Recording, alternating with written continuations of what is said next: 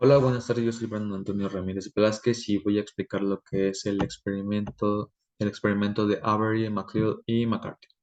Bien, para empezar, para ponernos en contexto, ellos se basaron en el principio transformante de Griffin, que Griffin lo postuló en 1928, en el que básicamente el bacteriólogo británico llevó a cabo una serie de experimentos con ratones y bacterias, en donde Griffin no intentaba identificar un material genético, sino en realidad trataba de desarrollar una vacuna contra la neumonía. En sus experimentos, Griffin utilizó dos cepas bacterianas relacionadas, que eran conocidas como la cepa R y la cepa S. En este caso, la cepa R era la cepa rugosa y la cepa S era la cepa lisa, en donde básicamente en su principio nos va a decir que una bacteria no virulenta puede tomar el ADN de una bacteria virulenta muerta y, por así decirlo, resucitar las bacterias virulentas para volver a causar un daño o la muerte. Como podemos observar en esta imagen que tenemos cuatro columnas. En la primera columna vemos que la cepa rugosa se le inyecta, en este caso es la cepa no virulenta, se le inyecta al ratón y pues no va a morir. En la segunda columna tenemos que es la cepa rugosa, en este caso la cepa virulenta o la bacteria virulenta. En este caso vemos que muere. En la tercera columna también tenemos lo que es la cepa lisa. En este caso está muerta por el calor. Pues como está muerta, pues no va a matar al ratoncito. En la cuarta columna tenemos lo que es la cepa rugosa con la cepa lisa muerta. Pero vemos que el ratón va a morir. Entonces con esto vamos o como nos dice su principio, que una bacteria no virulenta puede tomar el ADN de una bacteria virulenta muerta y pues causar daño. Entonces, ya estando una vez en contexto, vamos a seguir con lo que son los autores. Los autores que trataron, bueno, no trataron, identificaron el principio de transformante de Griffin, que esto se postuló en 1944, que, bueno, fueron estos tres autores, que fue Oswald Avery, Colin MacLeod y Maclean McCarthy.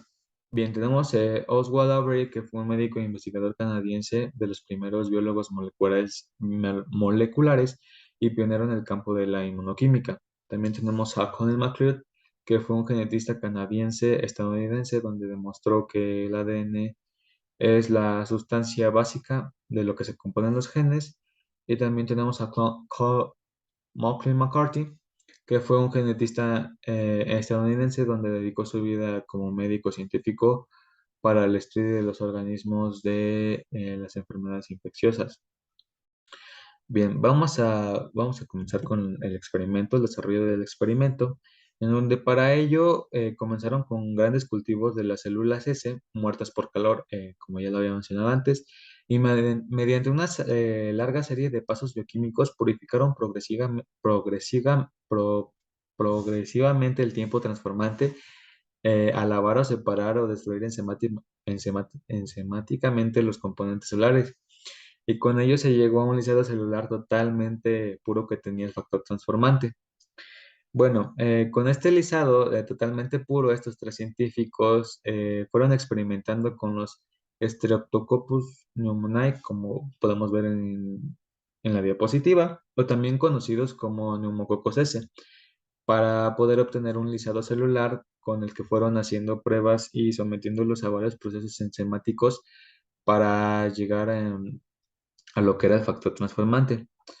Bueno, tenemos aquí una tabla donde fueron las pruebas que fueron realizando. Tenemos la primera prueba, en donde fue introducirle al ratón el lisado puro, sin nada de modificaciones. Pues obviamente llegamos a la conclusión de que el factor transformante estaba presente en el lisado y pues el ratón murió. En la segunda prueba, o en la segunda fase, tenemos que probaron con lo que es la enzima S, que va a degradar lo que es la cápsula del polisacárido, y pues lamentablemente igual el ratón va a morir.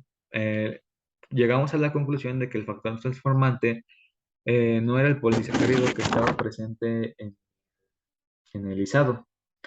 Tenemos también en la prueba 3, bueno, en la prueba 3 lo que hicieron fue que al introducir las enzimas proteolíticas, que fueron la tripsina y la quimotripsina, donde también pues llevó la muerte al ratón, en lo cual llegamos a la conclusión de que el factor transformante no es una proteína, Eh, entonces debía ser un ácido nucleico en donde o era el ARN o era el ADN. En la cuarta prueba, al lisado anterior se le extrajeron lo que fueron los ácidos nucleicos y se le añadió la enzima ARNasa, que básicamente va a degradar lo que es el ARN. Y cuando se le inyecta al ratón, de igual manera va a morir el ratón porque el factor transformante pues no era el ARN. Finalmente, en la quinta prueba, a estos ácidos nucleicos que se le extrajeron también se le añaden lo que es el ADNasa, que va a degradar lo que es el ADN. Y pues vemos que en la imagen el ratón va a vivir. Entonces llegamos a la conclusión de que el factor transformante era el ADN. Bueno, básicamente llegamos en la conclusión de que esta serie de experimentos demostró que la naturaleza química del factor transformante del ADN era el ADN y no eran las proteínas como se sospechaba en aquella época.